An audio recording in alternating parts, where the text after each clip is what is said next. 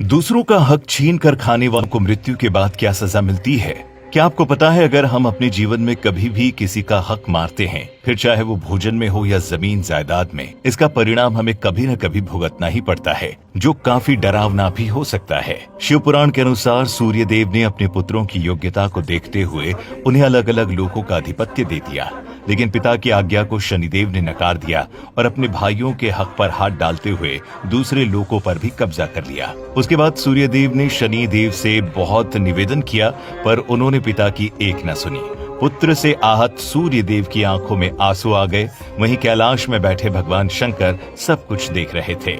एक पिता के साथ ऐसा होता देख भोलेनाथ को भी बहुत क्रोध आया और उन्होंने अपने गणों को शनि देव से युद्ध करने के लिए भेज दिया, लेकिन शनि देव ने अपनी शक्तियों के बल पर सभी गणों को परास्त कर दिया, जिसके बाद विवश होकर भगवान शंकर को ही शनि देव से युद्ध करना पड़ा। इस प्रलयकारी युद्ध में शनिदेव ने भगवान शंकर पर अपनी मारक दृष्टि डाल दी। तब महादेव क्रोध से लाल हो गए और उन्होंने अपना तीसरा नेत्र खोल दिया, जिससे शनिदेव और उनके सभी लोगों का नाश हो गया।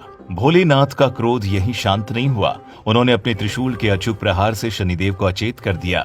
शनिदेव को भाइयों का हक छीनने के अपराध में भोलेनाथ उन्हें सबक सिखाना चाहते थे, जिसके लिए भगवान शंकर ने उन्हें 19 सालों के लिए पीपल के पेड़ से उल्टा लटका दिया। दोस्तों, कहा जाता है 19 सालों में शनिदेव भोलेनाथ की आराधना में लीन रहे, लेकिन पुत्र मोह से ग्रस्त सूर्यदेव ने महादेव से अपने बेटे के लिए जीवन दान मांगा। उसके बाद क्या होना था? सूर्यदेव की याचना से पहले ही भोलेनाथ शनिदेव की आराधना से प्रसन्न हो गए थे। उन्होंने न केवल शनिदेव को मुक्त कर दिया, बल्कि अपना शिष्य बनाकर उन्हें संसार के दंडाधिकारी के तौर पर भी नियुक्त कर दिया। वहीं हक मारने से जुड़ी एक और ऐसी कथा है जो उन दो लोगों की है जिनकी दोस्ती के चर्चे पूरे गोकुल में थे। वो कोई और नहीं बल्कि भगवान श्री कृष्ण और सुदामा हैं। जहां कृष्ण का जन्म एक संपन्न परिवार में हुआ था, वहीं सुदामा एक गरीब ब्राह्मण थे।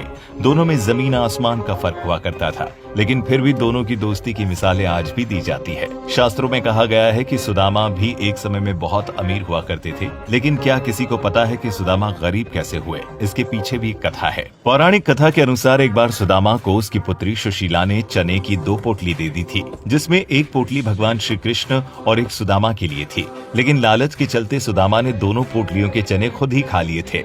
सुदामा ने अपने परम मित्र के साथ छल किया था, जिसके परिणाम स्वरूप उनका जीवन दुखों से भर गया था। और एक दिन सुदामा की पत्नी सुशीला ने उनको जबरन बचपन के सखा भगवान श्री कृष्ण के पास जाने को कहा। पत्नी की बात मानते हुए सुदामा सखा के महल की ओर निकल पड़े। महल के बाहर सुदामा के पहुंचते ही श्री कृष्ण मित्र के पैरों को धुलने के लिए थाल लेकर आते हैं। तब तक उनके आंसुओं से उनकी थाल भर जाती।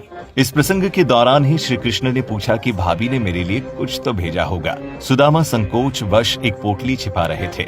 भगवान मन में हंसते हैं कि उस दिन चने छिपाए थे और आज तंदूल छिपा रहा है। फिर भगवान ने सोचा कि जो मुझे कुछ नहीं देता, मैं भी उसे कुछ नहीं देता, लेकिन मेरा भक्त है तो अब इससे छीनना ही पड़ेगा। तब उन्होंने पोटली छीन ली और सुदामा के प्रारब्ध कर्मों को क्षीण करने हेतु पोटली में रखे चावल को बेहद चाव से खाया था। फिर दूसरे दिन भरपेट भोजन कराने के बाद श्री कृष्ण ने सुदामा की विदाई की, लेकिन विदाई के दौरान उन्हें कुछ भी नहीं दिया। लेकिन जैसे ही वो अपनी कुटिया के स्थान पर पहुंचे, उन्होंने देखा कि एक भव्य महल खड़ा है और उनकी पत्नी स्वर्णाभूषणों से लदी हुई है। ये दृश्य देखकर सुदामा की आंखों से आंसू आ गए। वे सदा के लिए श्री कृष्ण की कृपा से अभिभूत होकर उनकी भक्ति में लीन हो गए। मित्रों, आपने देखा कि किस तरह सुदामा का छल ही उसकी दरिद्रता का असली कारण बना था। अगर उसने एक पोटली चने की श्री कृष्ण को दे दी होती तो उसकी दशा ये न हुई होती। इसीलिए कहा जाता है, हक पराया खाए कि यही मिलेगी सीख।